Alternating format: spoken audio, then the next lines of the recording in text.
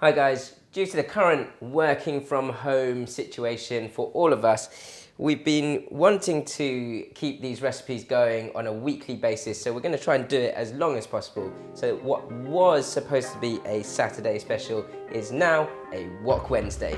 Let's get woking. Hey guys, Jeremy here from School of Wok, Covent Garden. For this series, we're going to focus on the Asian pantry. I'm going to show you the basic ingredients from around the continent to help you guys make quick and easy Asian recipes at home. This week's episode is all about the Japanese pantry. You're going to start with your rice grains, and there's a big difference between Japanese rice, sushi rice, or any type of Japanese rice, and basmati, or the long grain rice that you'd use in sort of Chinese cooking. And that is that the actual rice grains are much sort of thicker and have that nice rounded texture when you bite into them. Treat it the same way though. Clean it first, get out any excess starch, and then after sort of 3 or 4 good washes, then you can cook it. So you want to get that onto a high heat first, just to bring it to a boil. Once it's boiling, then really bring it right down to a simmer. So low heat, let it simmer away, cover it with a lid, and cook it for about 15 minutes before you switch that off. We've got a few different pantry ingredients here. I'm going to start with your sake and your mirin before I go on to the rest. And the biggest difference between sake and mirin, and in fact they are very, very different things. Sake, is definitely more of a wine than a syrup, and mirin has a huge amount of sugar in it, and it's very, very sweet in comparison. So more liquidy sake, more syrupy mirin. Your Japanese soy sauce is slightly different to light and dark soy sauce is Chinese style, and that the big difference is that there's no added caramel to that, and it's essentially just a fermented and salted soybean sauce. Rice vinegar, also a core part of a Japanese pantry. We don't actually need it for this recipe, so I have no idea why it's here. So I'm going to move that aside. Anyway, but absolutely core. And it is in things like pickled ginger, things like that. So pickled red ginger, that's just for a nice bit of colour and some tartness on the side. And then sesame seeds. The sesame seeds, you can toast them up. You've got different colours of sesame seeds. Adds that nice sort of nutty crunch to your dish. And then this here is actually a dashi powder. Now, if you want to learn how to make a dashi from scratch, then go to our miso soup recipe and you'll find it there.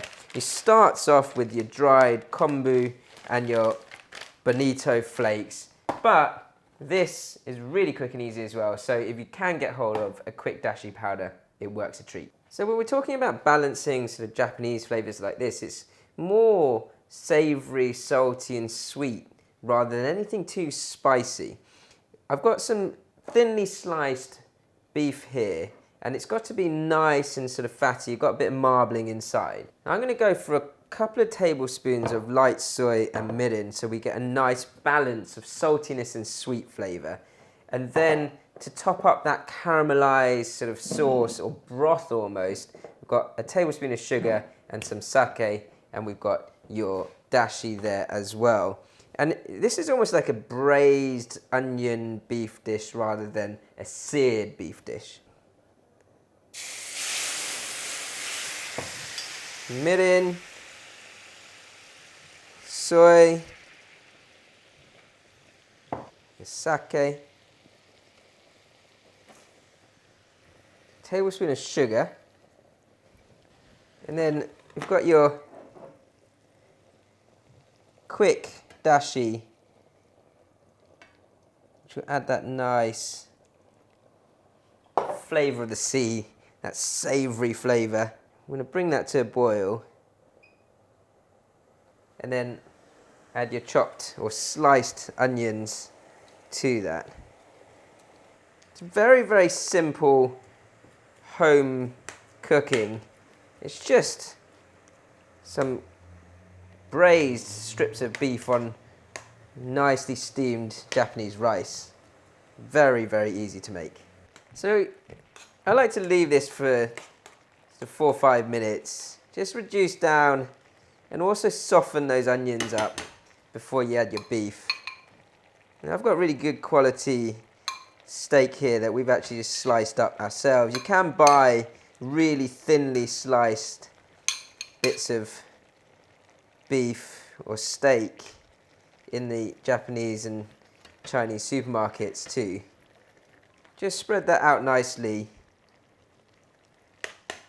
and then that beef will start to take in all the flavour of those simple Japanese pantry ingredients, so the mirin and the soy. And you may get a little bit of sort of the scum or that solid fat come up to the top. If you do, just skim that off a little. So this is real Japanese home cooking. Very, very simple, sort of straight into one pan. You've got your rice on the side, and then the sesame seeds to finish at the end. So I've got my steamed rice, and then my beef, which I like cooked just under. There's onions into there as well. Your sesame seeds.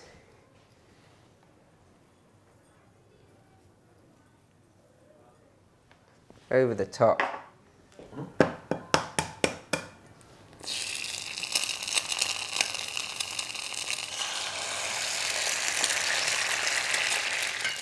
Now I quite like a really crispy fried egg over the top.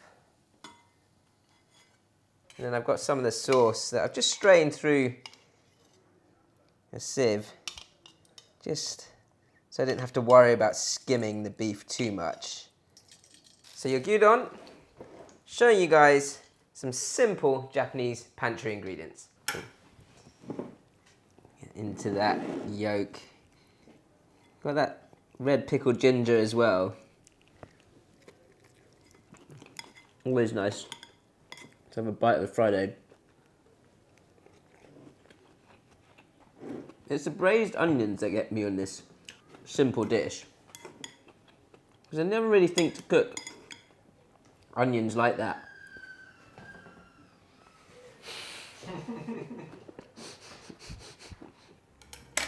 Simple pantry cooking, really, really satisfying. If you like this type of recipe, you want to learn more about all types of Asian cuisine, don't forget to subscribe to our channel and like all of our social media channels too.